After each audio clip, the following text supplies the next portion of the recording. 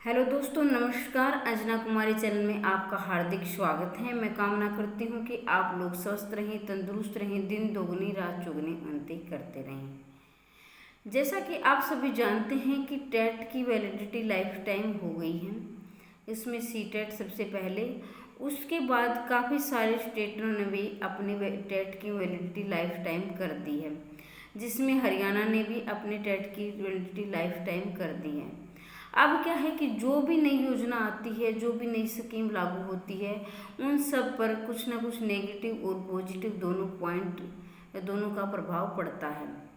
तो आज हम इसी विषय पर चर्चा करेंगे कि इसकी जो लाइफ टाइम वैलिडिटी हुई है, इसका क्या प्रभाव पड़ेगा कैंडिडेट की आने वाली भर्तियों पर, क्या इसका नेगेटिव प्रभाव पड़ेगा और क्या इसका पॉजिटिव प्रभाव पड़ेगा।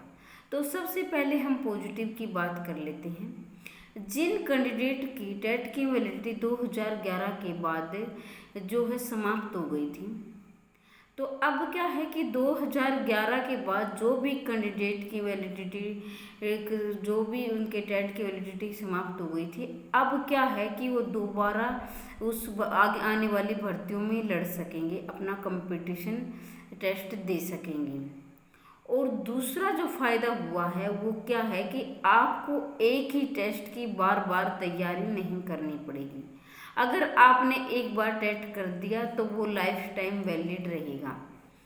और जो तीसरा जो फ़ायदा हुआ है वो ये है कि आपके समय की बचत होगी।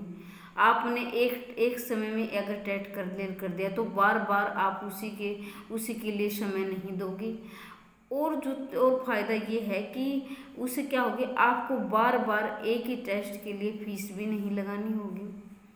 तो अब यही फ़ायदे हुए कि 2011 के बाद जिनके वैलिडिटी ख़त्म हो गई थी जिनके टेस्ट की, तो वो दोबारा से कंपटीशन टेस्ट में उतर सकेंगे। और क्या है कि बार बार उनको टेट क्वालिफाइड नहीं करना पड़ेगा और समय की बचत होगी और उनके पैसे की भी बचत होगी।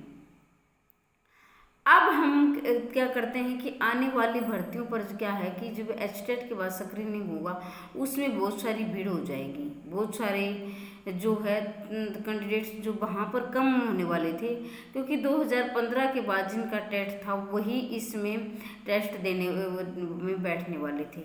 अब क्या है कि ये नेगेटिव प्रभाव पड़ेगा कि इसमें कंपटीशन बहुत ज़्यादा बढ़ जाएगा। और क्या है कि वैकेंसियाँ सीमित मात्रा में हैं और कैंडिडेट बहुत ज़्यादा होंगे। अब बात करते हैं हम सी टेट की। सी टेट के बाद क्या है, DSSB टेस्ट लेता है, KVS लेता है, NVS लेता है, आर्मी लेती है। तो उसमें क्या है, उसमें भी कंपटीशन बहुत ज़्यादा होगा, क्योंकि पहले सी टेट की वैलिडिटी थी 7 साल जैसा आप जानते हैं, और एच टेट की वैलिडिटी थी 5 साल। लेकिन अब हाल फिलहाल थोड़े दिन पहले ही, तकरीबन 1 साल पहले, एस्टेट इसकी वैलिडिटी 7 साल हुई थी। लेकिन अब क्या है कि जब सी टेट ने, जब सेंट्रल गवर्नमेंट ने अपने टेट की वैलिडिटी लाइफ टाइम कर दी है, तो एस्टेट की भी लाइफ टाइम हो गई है।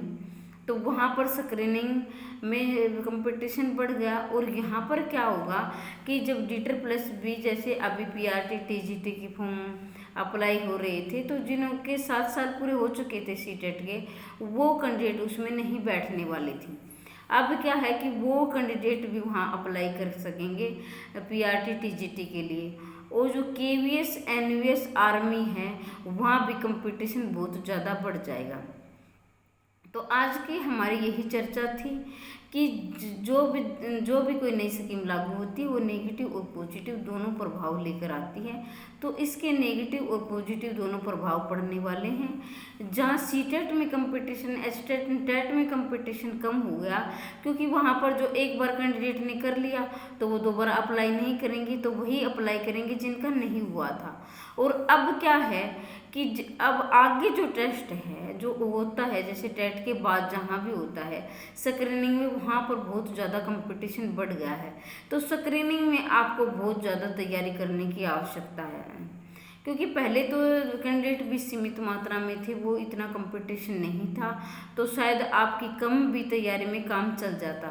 लेकिन अब क्या है, जिनका एचटेट हो चुका है, जिनका सीटेट हो गया है, उन्होंने अब और भी जान लगाकर और भी ज़्यादा तैयारी करनी होगी, तभी उनका टेस्ट पास हो पाएगा। नहीं तो कंपटीशन इतना ज़्यादा है, वरना आप पॉइंट से भी पीछे रह सकते हो। तो मैं यही दुआ करती हूँ कि आप अपनी तैयारी में अभी से जुट जाइए, क्योंकि जब हम टेस्ट आता है तब तैयारी करने लगते हैं तो कहीं हम 1 नंबर से रह जाते हैं, कहीं 2 नंबर से रह जाते हैं।